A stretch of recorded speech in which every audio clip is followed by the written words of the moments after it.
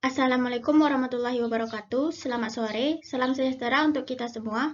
Pada pertemuan keempat kita pada hari ini di mata kuliah perkoperasian yang diampu oleh Ibu Mentari Ritonga SPD MPDE, kami dari kelompok 1 akan membahas mengenai keunggulan-keunggulan khusus koperasi.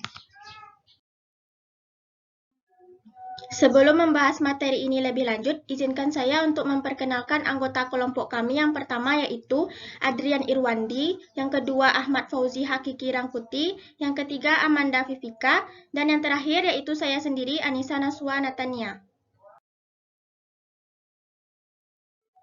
Cakupan pembahasan pada materi kali ini yang pertama yaitu keunggulan-keunggulan khusus koperasi, yang kedua koperasi dalam segitiga strategis, dan yang ketiga upaya-upaya mengimplementasikan keunggulan koperasi di era persaingan yang semakin kompetitif. Baiklah, langsung saja pada bagian pertama yaitu keunggulan-keunggulan khusus koperasi. 1. Bersifat sukarela dan terbuka. Artinya, anggota yang bergabung atas dasar sukarela dan keinginannya sendiri tanpa paksaan dari siapapun. Yang kedua, dari dan untuk anggota atau demokrasi kooperatif. Modal yang digunakan koperasi adalah simpanan wajib dan sukarela anggota. Nantinya, anggota dapat menikmati produk usaha dan hasil dari pengembangan usaha tersebut. Yang ketiga, bertujuan untuk menyejahterakan. Oleh sebab itu, dalam usaha apapun, koperasi tak memberikan beban administrasi yang tinggi kepada anggotanya. Yang keempat, mengusung asas persamaan. Setiap anggota punya hak dan kewajiban yang sama, baik ketua maupun anggota. Yang kelima, mengutamakan persatuan. Koperasi mengutamakan kerukunan dan persatuan antara anggotanya. Yang keenam, demokrasi ekonomi. Imbalan jasa ditentukan dari banyaknya jasa masing-masing anggota dalam koperasi, sehingga tidak terjadi ketimpangan. Yang ketujuh, membina dan mendidik anggota. Pada koperasi diajarkan cara mengelola uang agar tak bersikap boros. Yang kedelapan, hubungan dan kerjasama yang kuat antar koperasi.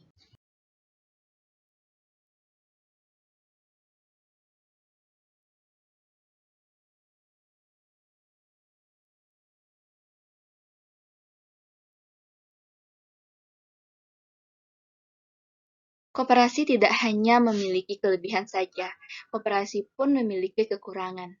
Adapun kekurangan yang dimiliki koperasi, yaitu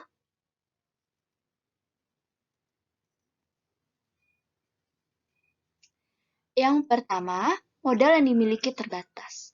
Kenapa koperasi memiliki modal yang terbatas? Ini disebabkan karena dana yang didapatkan berasal dari anggota koperasi tersebut. Jika dana yang diberikan cukup besar, maka modal yang dimiliki koperasi cukup besar pula. Begitu pula sebaliknya, jika dana yang diberikan anggota kecil, modal yang dimiliki koperasi pun kecil pula. Kekurangan selanjutnya, pengelolaan koperasi yang masih kurang profesional. Ini disebabkan karena tenaga kerja dalam koperasi tersebut masih kurang, masih sedikit, dan anggotanya pun belum profesional. Maka pengelolaan koperasinya pun masih kurang profesional. Selanjutnya, kekurangannya yaitu daya saing lemah. Ini disebabkan karena koperasi hanya terfokus kepada mencari keuntungan untuk anggotanya saja, tidak terfokus kepada pesaing. Dan ini akan menyebabkan koperasi tidak akan bersaing secara baik dengan organisasi lainnya. Itulah kekurangan yang dimiliki koperasi.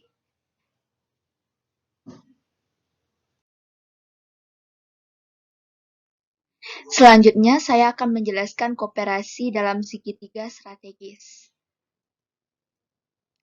Untuk menganalisis keunggulan koperasi harus ada 3 komponen yang kita perhitungkan, yaitu yang pertama adalah koperasi itu sendiri, yang kedua para anggota atau anggota potensial, yang ketiga pesaing.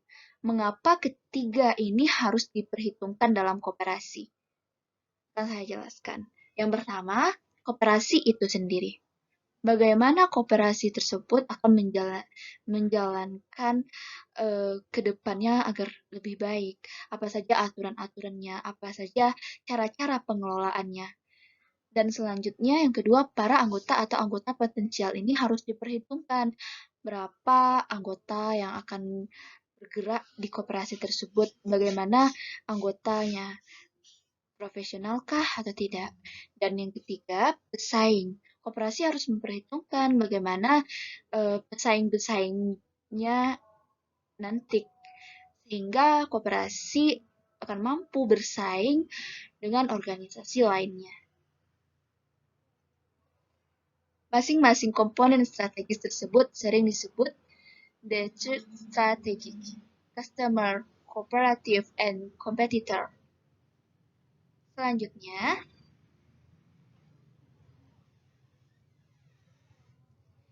ini adalah bangan koperasi dalam segitiga strategis.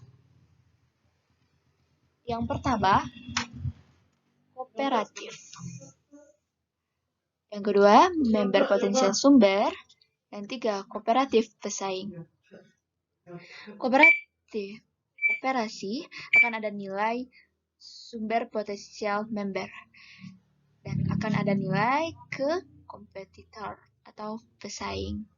Inilah keunggulan bersaing dalam segitiga strategis. Kadang koperasi tradisional tidak memperhitungkan pesaing, sehingga koperasi tradisional tersebut tidak mampu bersaing dengan organisasi lainnya. Sekian dari saya tentang koperasi dalam segitiga strategis.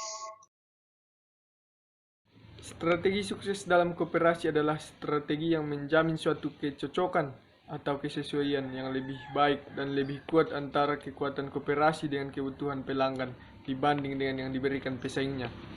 Koperasi harus lebih memperhatikan kesesuaian kebutuhan pelanggannya agar pelanggan tidak lari ke pesaing-pesaingnya. Tapi, menurut Yuyun Wirasasmita tahun 1991, kebanyakan koperasi saat ini masih menunjukkan hal-hal sebagai berikut. Pertama, fungsi dan tujuan koperasi tidak seperti yang diinginkan oleh anggota. Masih banyak koperasi yang kurang mementingkan keinginan anggotanya. Kedua, struktur organisasi dan proses pengambilan keputusan sukar dimengerti dan dikontrol. Struktur organisasi dari sudut pandang anggota dianggap terlalu rumit. Ketiga, tujuan koperasi dari sudut pandang anggota sering dianggap terlalu sempit, ada juga yang dianggap terlalu luas sehingga sulit untuk dipahami. Keempat, perusahaan koperasi dengan para manajemen sangat tanggap terhadap arahan pemerintah atau petugas, tapi tidak tanggap terhadap arahan anggota, padahal anggota jauh lebih mengerti keadaan koperasi tersebut dibanding pemerintah. Terakhir, fasilitas koperasi juga terbuka bagi non-anggota, sehingga tidak ada perbedaan manfaat yang diperoleh oleh anggota ataupun non-anggota.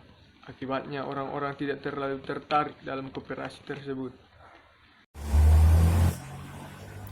Upaya-upaya mengimplementasikan keunggulan koperasi di era persaingan yang semakin kompetitif. Pertama, koperasi harus melakukan reformasi di organisasinya. 2. Peningkatan kelayakan, produktivitas, dan nilai tambah agar bisa bersaing secara global. 3. Harus adanya peningkatan mutu sumber daya manusia. 4. Mengefisiensikan proses regulasi, akses pembiayaan, dan ketersediaannya pasar. 5. Optimalisasi di bidang teknologi informasi. 6. Sebagai organisasi yang kaya fungsi, koperasi harus ada manajemen yang pasti dan terukur untuk kemajuannya. 7. Perluasan akses dan kerjasama dengan organisasi lainnya. 8. Pengurusan koperasi harus amanah, jujur, transparan, serta bisa menampung aspirasi para anggota dan mengetahui apa yang benar-benar dibutuhkan oleh para anggota. Itulah hasil diskusi presentasi dari kelompok kami. Jika ada kesalahan kata atau kurang materi, kami minta maaf. Saya akhiri dengan Assalamualaikum warahmatullahi wabarakatuh.